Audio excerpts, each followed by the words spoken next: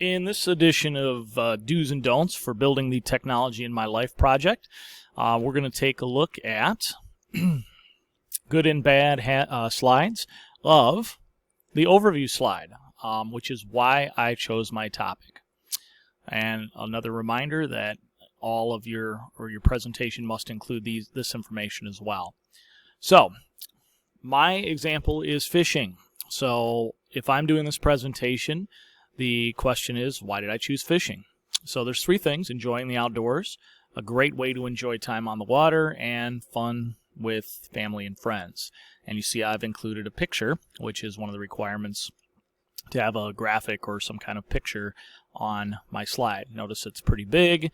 It fills in that one side of the screen. This is an okay slide, and let me show you another version that looks a lot better. So, in this one, I've got a much thicker font with a question mark here, why fishing. I've made this bolder in another thicker font. I actually made it bigger.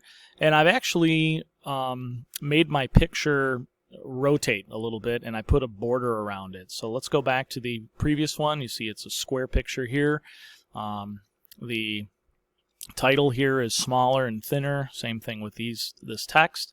And then this one is a lot thicker. So this is a lot better slide, because what you want to think about is, can the people in the back of the room that you're presenting to, can they see the slide? The answer is kind of on this one, but this one, it's got more impact and it's more creative.